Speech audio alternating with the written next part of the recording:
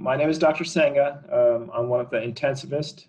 I take care of patients that are admitted to the ICU. I take care of patients that are critically ill. We have been taking care of patients that are positive for COVID or coronavirus, that get sick enough to require hospitalization and even sick enough to end up in the ICU.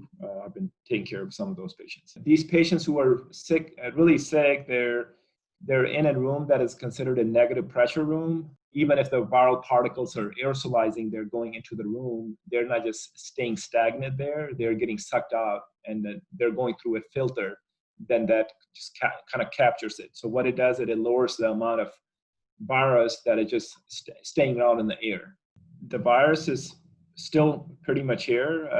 Actually, back in March, when this all started, mid-March, I noticed that everybody was freaking out and panicking, and we were seeing very few cases at that time.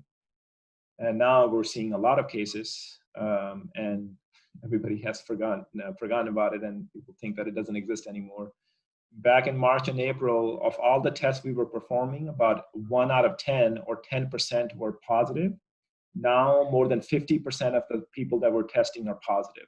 So we still need to take all the precautions to make sure that population at large is not getting infected at the same time, so that we don't get overwhelmed or bombarded with patients. We're taking basically all the precautions necessary. We're dressing up to go into these rooms. Everything comes off. So the doctors obviously have to. So if there's 7 or 8 patients admitted there, I have to see all the patients.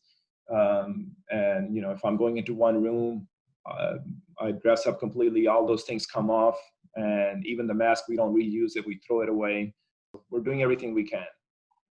But I think the community can also do its part by just still taking the precautions until we get the disease under control. And the way we will know that is when people are not testing positive every single day, or no people are turning positive is where we want to be. But right now, that is not the time.